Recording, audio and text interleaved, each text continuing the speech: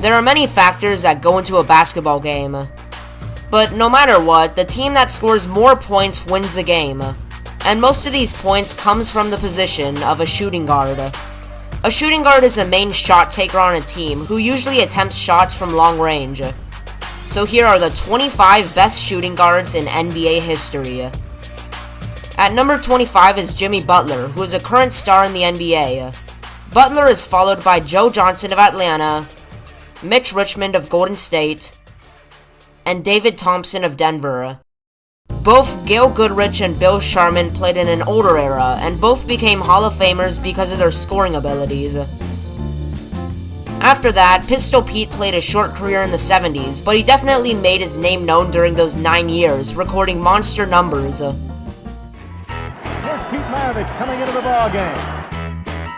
Maravich intercepted. They had a 2-on-1 break. Maravich, let's see what he'll do.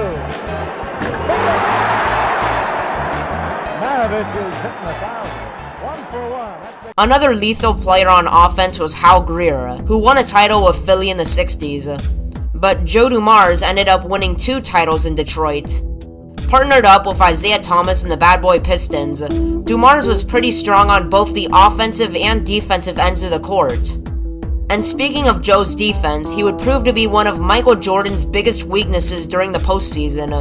In fact, MJ even said Dumars was one of the best players to guard him. 7 on the shot clock. Cartwright, off balance, threw up a prayer, got no answer. This next shooting guard is an overseas player named Manu Ginobili. Ginobili was born in Argentina, and he would end up in San Antonio in the middle of a Spurs dynasty. The sixth man added a spark off the bench for San Antonio, and Ginobili would come up clutch many times in the postseason. And picked up, and that was a good call because the position helps Anderson. Here's Harden, Ginobili's on him.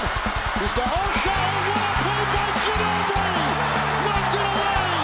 San Antonio wins in overtime. Now, this next point guard you may never have heard of is Earl Monroe.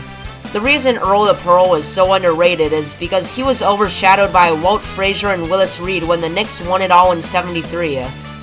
Sure, Monroe was a pretty tiny shooting guard at 6'3", but he still ended up being one of the most creative scorers of the '70s.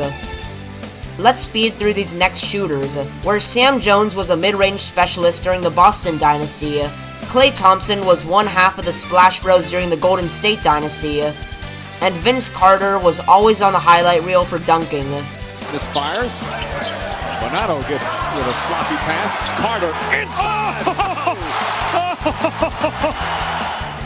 That no one has ever seen. All right, here is Vince Carter with his first shot.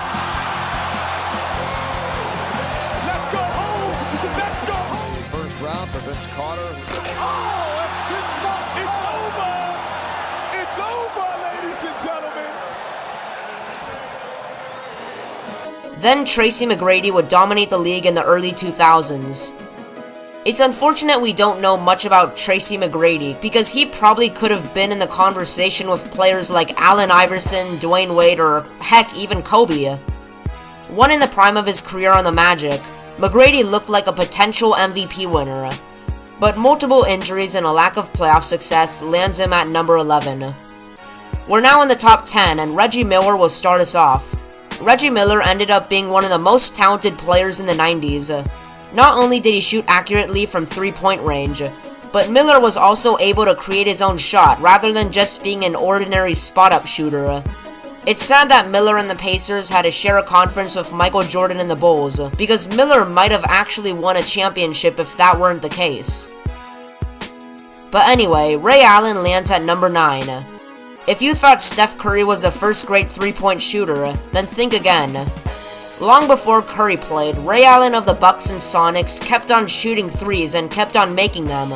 Allen's long career and multiple championships have now made him a Hall of Famer. Another Hall of Famer and champion is Clyde Drexler.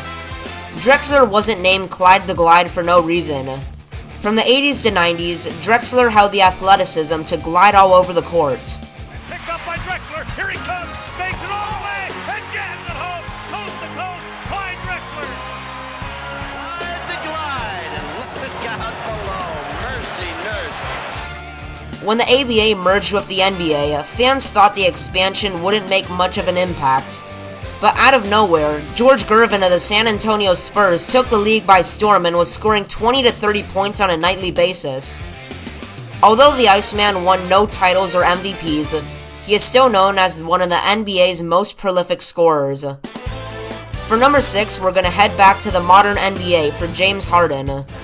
Nicknamed the Beard, Harden could be a couple rankings higher if he were to win a championship. Unfortunately, years and years of falling short have led him to 0 titles. But that doesn't change the fact that, in his prime, the Beard was one of the best scorers in the modern era. This is supported by over 24,000 career points and the 2018 MVP award. Trying to get free. Down to 3, down to 2, it's a 3. Good! Good! He got it!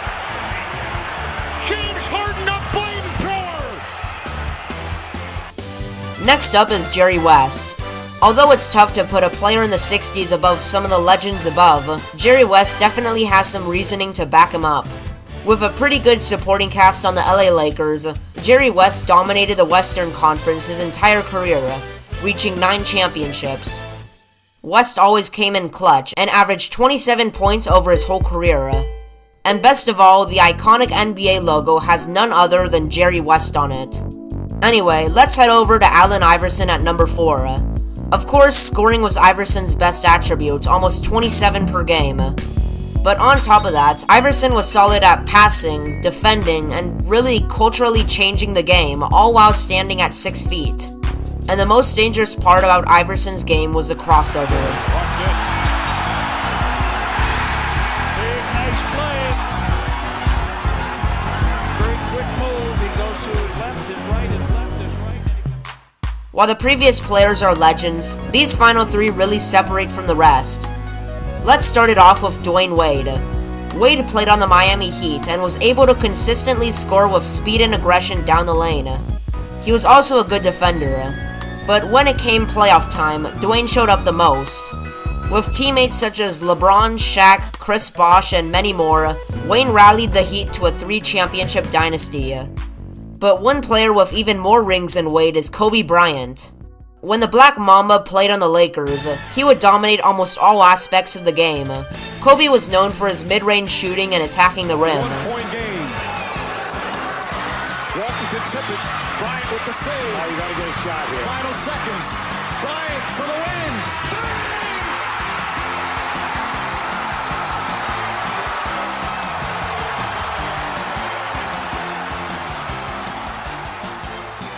But even though Kobe had proven to be a beast, people credited Shaq for helping him win 3 titles. So when Shaq left, Kobe continued the dynasty and picked up 2 more rings before retiring. Rest in peace to the Black Mamba.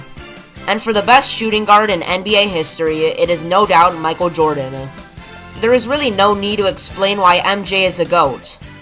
Jordan was a freakishly good athlete who had a great mid-range game, was a great defender, and was clutch at the end of games as well. His stats on the Chicago Bulls could speak for themselves. Over 30,000 points, almost a 50% field goal percentage, 30 points per game, 5 regular season MVPs, and a whopping 6 championships on the Bulls. Michael Jordan was an elite competitor, which makes him the GOAT of basketball.